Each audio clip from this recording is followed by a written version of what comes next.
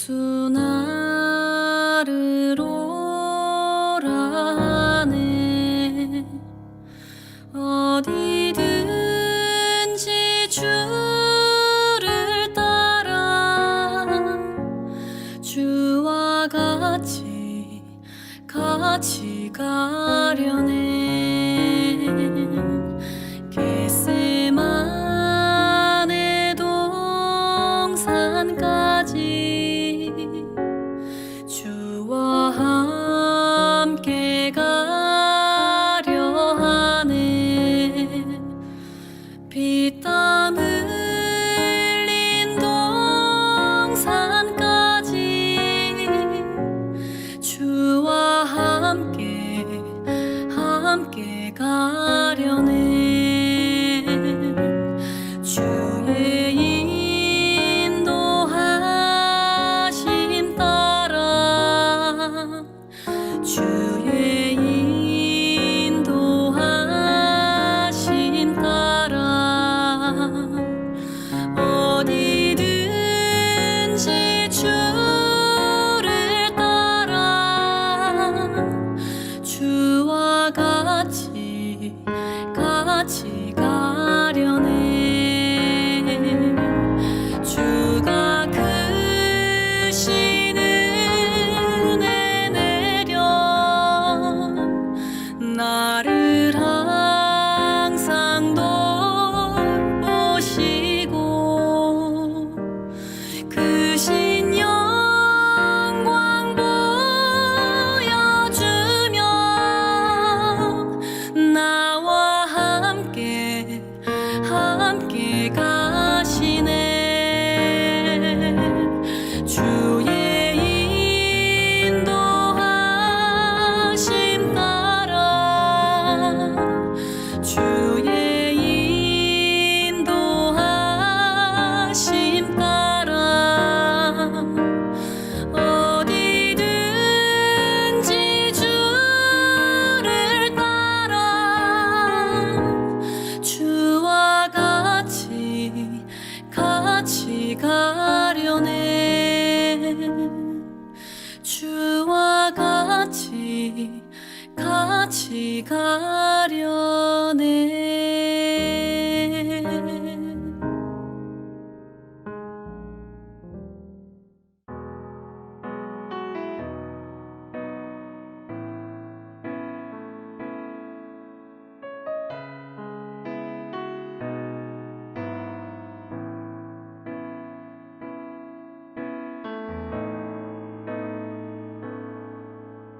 주의 보좌로 나갈 때 어떻게 나가야 할까?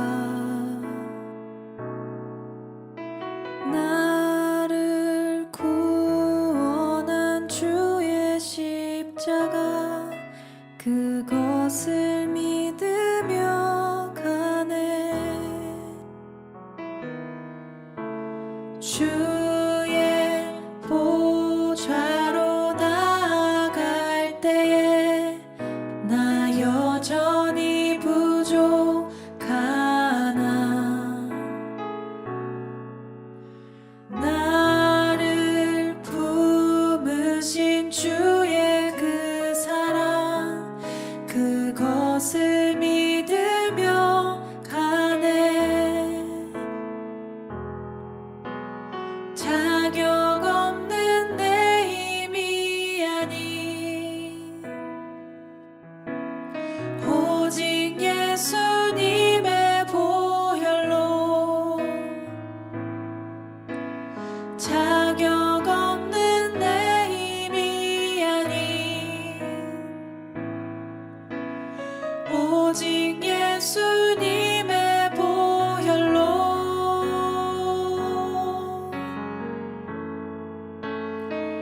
십자가의 보혈 완전하신 사랑 힘입어 나갑니다. 십자가의 보혈 완전하신 사랑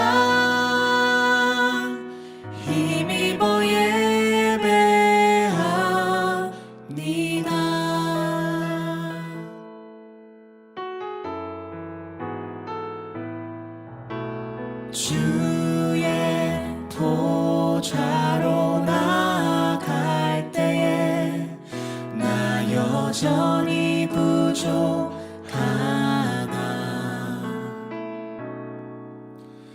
나를 품으신 주의 그 사랑, 그것을 믿으며 가네. 자격 없는 내 힘이 아닌 오직 예수님의 보혈로, 자격 없는 내 힘이 아닌 오직 예수님의 보혈로.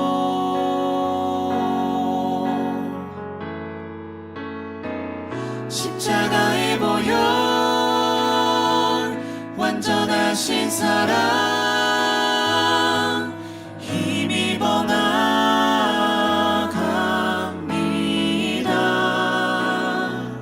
십자가의 보혈, 완전하신 사랑, 힘입어 예배합니다.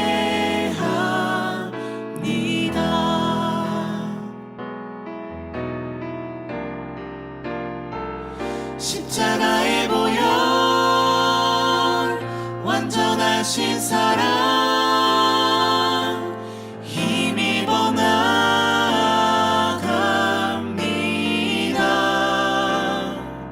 십자가의 보혈, 완전하신 사랑, 힘입어 예배합니다. 십자가의 보혈, 완전하신 사랑, 힘입어 나갑니다.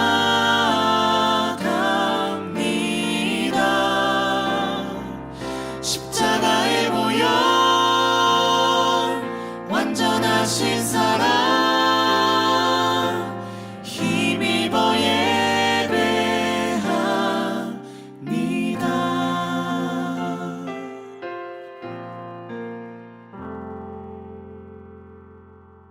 오늘 묵상할 본문은 시편 9편 1절에서 10절입니다. 다윗의 시 인도자를 따라 문 라벤에 맞춘 노래.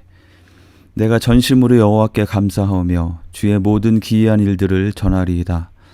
내가 주를 기뻐하고 즐거워하며 지존하신 주의 이름을 찬송하리니 내 원수들이 물러갈 때에 주 앞에서 넘어져 망함이니이다. 주께서 나의 의와 송사를 변호하셨으며 보좌에 앉으사 의롭게 심판하셨나이다. 이방 나라들을 책망하시고 악인을 멸하시며 그들의 이름을 영원히 지우셨나이다. 원수가 끊어져 영원히 멸망하였사오니 주께서 무너뜨린 성읍들을 기억할 수 없나이다. 여호와께서 영원히 앉으시며 심판을 위하여 보좌를 준비하셨도다. 공의로 세계를 심판하시며 정직으로 만민에게 판결을 내리시리로다. 여호와는 압제를 당하는 자의 요새이시요 환난 때의 요새이시로다. 여호와여, 주의 이름을 아는 자는 주를 의지하오리니 이는 주를 찾는 자들을 버리지 아니하심이니이다. 아멘. 오늘도 6.19 온전함 기도회로 하나님 앞에 나아가시는 한 분 한 분을 축복합니다. 오늘 함께 묵상할 본문은 시편 9편인데요. 이 시의 내용을 묵상하기에 앞서서 이 시의 형식적인 특징을 잠시 짚어보도록 하겠습니다. 각 나라 시대마다 시를 쓸 때 사용하는 다양한 시의 문학적 형식적인 특징이 있는데요. 이 히브리어 시에는 답관체라는 형식이 있습니다. 이것은 영어로는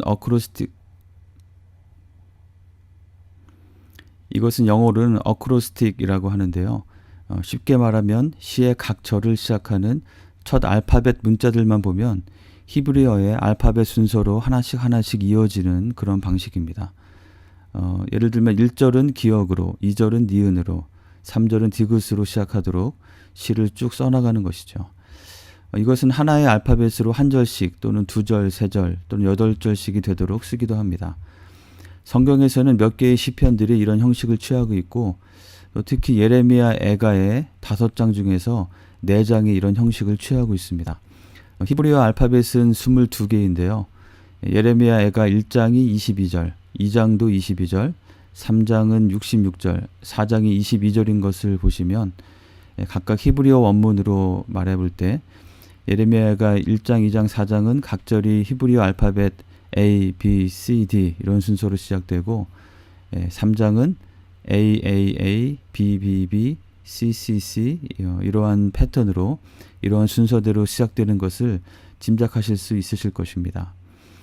여러분 성경 전체에서 가장 긴 장이 어디인 줄 아시죠? 시편 119편입니다. 이 시가 이러한 답관체로 정교하게 구성이 되어 있습니다. 특히 119편은 하나의 알파벳을 8절씩 반복하면서 각각의 하나의 연을 이루도록 아주 치밀하게 구성이 되어 있습니다. 그러면 수학에 밝으신 분은 이제 시편 119편이 몇 절까지 있는지 계산이 되실 것입니다. 22 곱하기 8, 176절이죠. 시편 119편은 176절로 되어 있습니다. 번역된 성경에서는 보이지 않는 원문의 이러한 답관체를 관찰하는 것이 의미가 있는 것은 이와 같은 시의 형식적인 특징을 통해서 이 시를 기록한 그 시인의 태도 그리고 시의 분위기 등에 대해서 조금의 힌트를 얻을 수 있고 때로는 그것이 이 시에 담긴 어떤 정서적인 또 심정을 좀 더 잘 헤아리며 이해하는 데 도움이 되기 때문입니다. 오늘 본문 시편 9편도 바로 이러한 답관체의 형식을 취하고 있습니다. 시편 119편처럼 아주 철저하게 이 형식을 취하는 것은 아닌 것 같고요. 뒷부분으로 가면서 순서나 형식이 조금 흐트러지는 것으로 보이기도 하지만 대략적으로 볼 때 한 알파벳당 한 절이나 두 절씩을 할애하면서 이 시가 계속해서 이어져 가고 있습니다. 또한 이런 형식적인 특징에 의해서 시편 9편과 10편을 이어지는 하나의 시로 보기도 합니다. 이 답관체의 틀이 9편에서 완료되지 않고 시편에서 계속 이어받아서 이어지기 때문입니다. 시편 앞부분에 시들에 붙어있는 시의 제목이 시편에는 없다는 것도 이를 뒷받침하기도 하고 또 실제로 70인 역 번역에서는 이 9편과 10편을 이어지는 하나의 시로 분류하고 있기도 합니다. 이런 답관체의 형식을 통해서 얻을 수 있는 힌트는 이 시를 쓰는 시인 다윗은 무언가 완결성에 염두를 두면서 즉 어떤 즉흥적인 감정을 그대로 쏟아내기보다는 조금 더 정제되고 또 지난 시간을 더 깊이 있게 반추하면서 무언가 중요한 메시지를 담고자 하는 그러한 마음으로 그러한 태도로 이 시를 시작했음을 엿볼 수 있는 것입니다. 또 한 가지 생각해 볼 것은 이 시는 이 시 제목에 보면 다윗의 시이고 또 음악을 인도하는 인도자를 따라서 뭇 라벤에 맞추어 부르도록 쓰여진 노래라고 되어 있습니다. 시편의 제목들을 보면 종종 이와 같이 어떤 음악적인 시적인 형식을 표시해 주는 경우가 있습니다. 아마도 그 당시 사람들에게 익숙하게 많이 알려진 곡조에 맞추어 노래로 부르도록 쓰여진 것으로 보입니다. 마치 우리나라가 옛날에 애국가를 초창기에는 그 스코틀랜드의 민요인 올드랭사인의 곡조 몇 번만 들어도 어렵지 않게 익혀지고 또 감정적으로도 잘 맞는 그런 곡조에 따라서 불리웠던 것과 같은 방식인 것이죠. 하지만 시편에 나오는 이런 음악적인 형식에 대한 표현들이 대부분은 정확하게 어떤 의미를 갖는 것인지 제가 잘 알 수 없고 또 어떤 곡조가 언급된 경우에도 그것이 정확히 어떤 멜로디의 노래인지는 알 수 없는 아쉬움이 있습니다. 오늘 시편 9편은 뭇 라벤이라는 곡조에 맞춘 노래라고 되어 있습니다.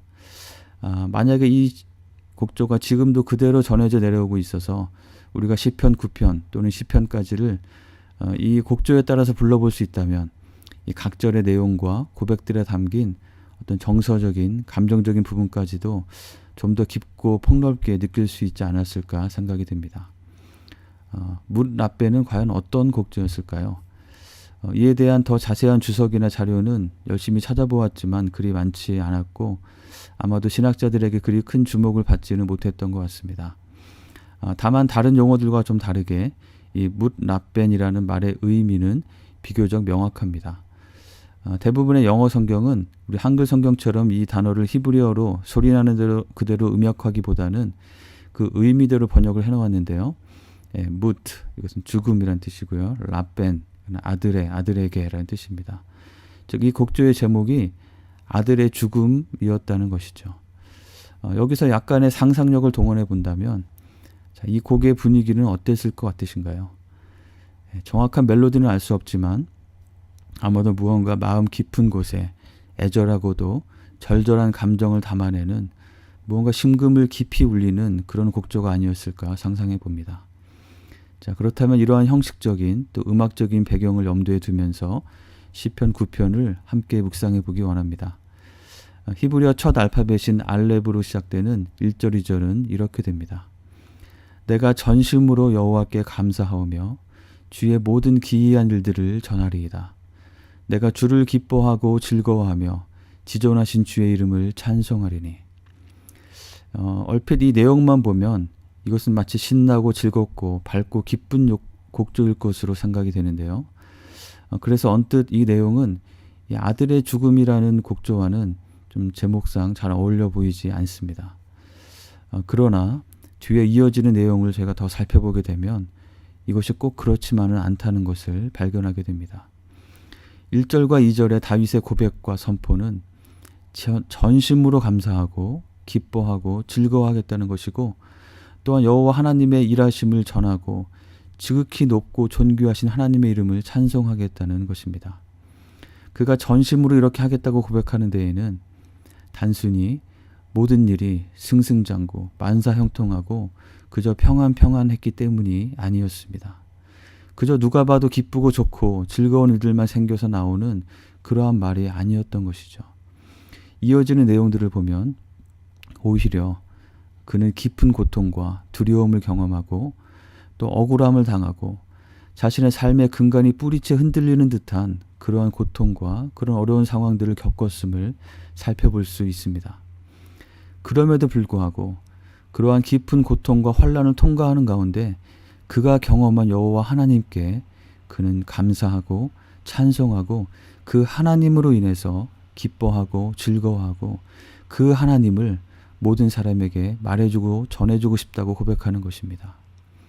깊은 절망과 고통을 통과하면서 경험한 감사와 찬양의 고백은 단순히 그의 입술에서만 나오는 노래가 아니었습니다.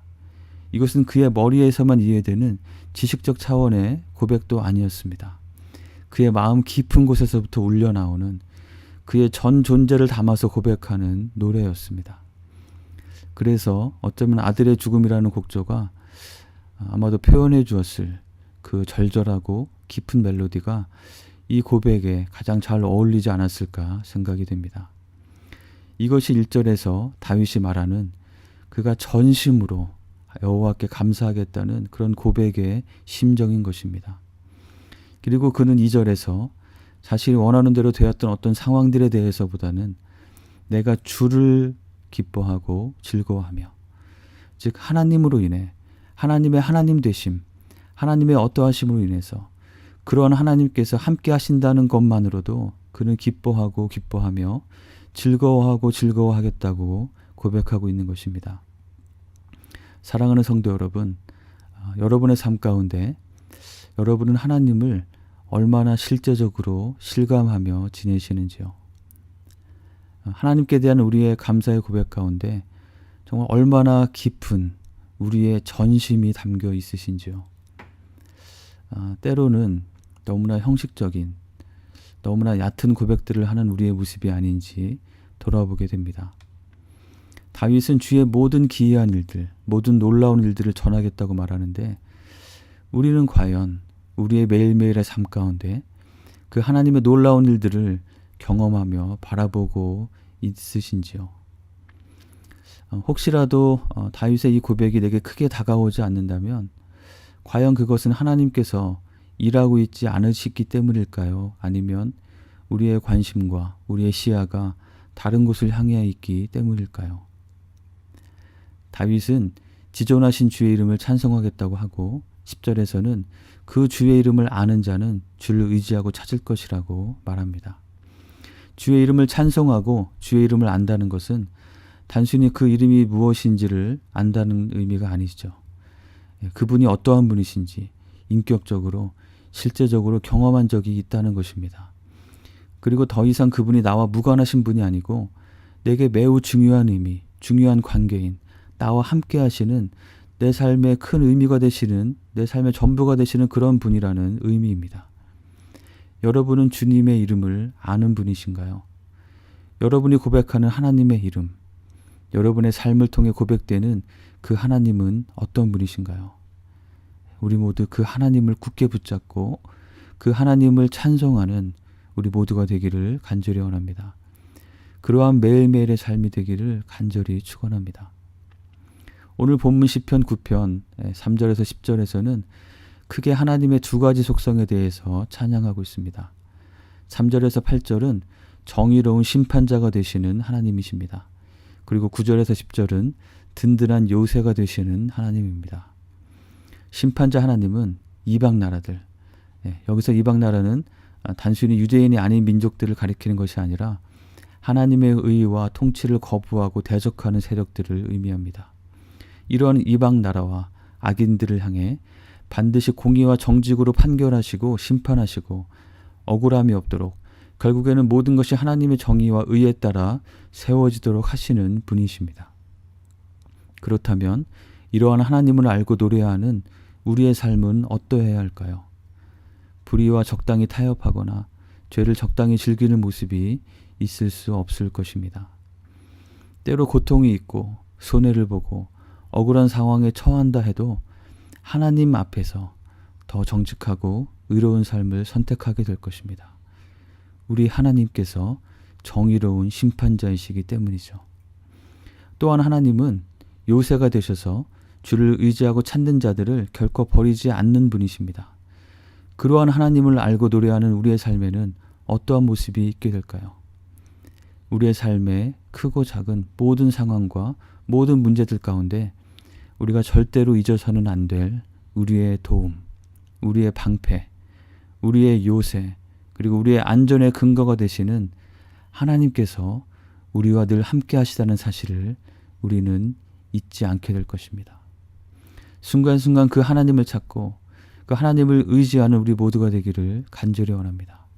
그래서 어떤 단순히 환경의 평온함으로 인한 평안만이 아니라 환경의 어떠함에도 결코 흔들리지 않는, 그 어떤 것도 흔들 수 없는 우리의 요새 되신 하나님으로 인해 얻는 평안과 그 확신과 그 안정감 가운데 하나님께서 우리에게 주시는 하나님의 뜻을 좇아서 담대히 순종하며 살아가는 우리 모두가 되기를 간절히 축원합니다.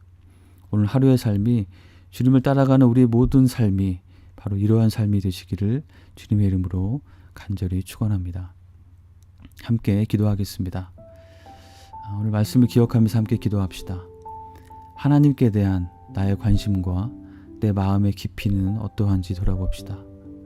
하나님을 향한 그 고백이 더 생생하고 더 깊어지기를 원합니다.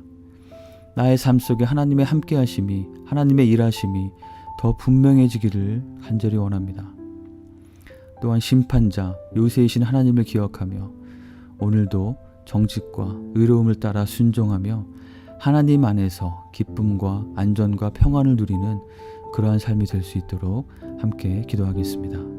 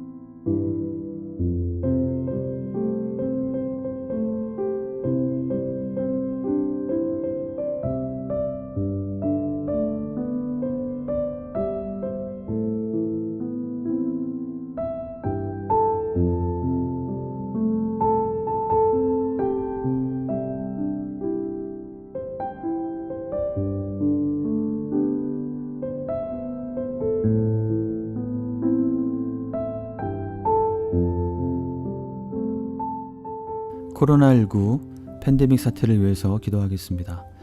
많은 백신의 보급으로 미국 내에 상황이 안정되는 것에 감사하며 이 모든 것이 속히 정상으로 돌아갈 수 있도록 기도합시다. 그리고 전 세계적으로 여전히 확산되어 있는 이 어려움이 속히 종식될 수 있도록, 그리고 이 모든 일을 위해서 수고하는 의료진들과 당국자들을 기억하면서 또한 이로 인해서 고통받는 사람들을 기억하며 함께 기도하겠습니다.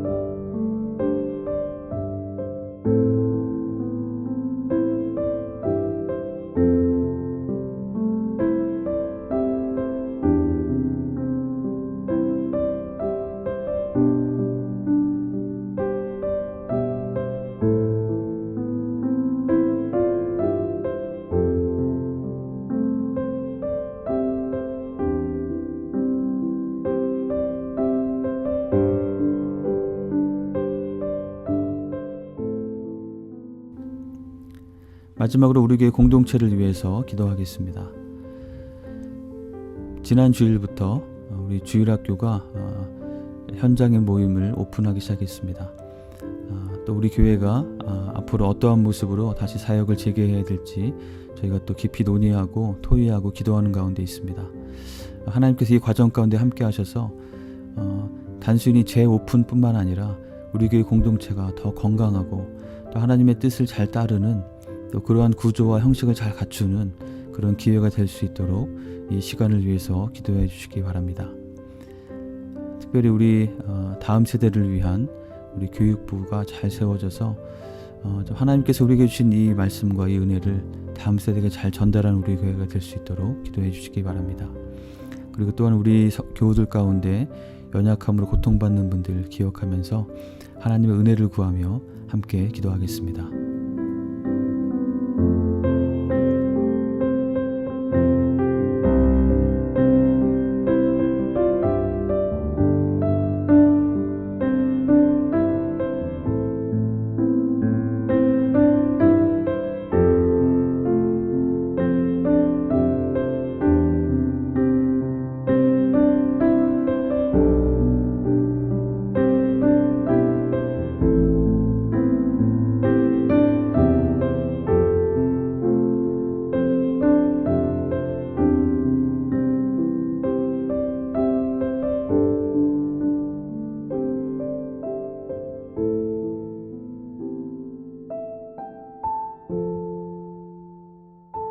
주님 가르쳐 주신 기도를 함께 드리겠습니다.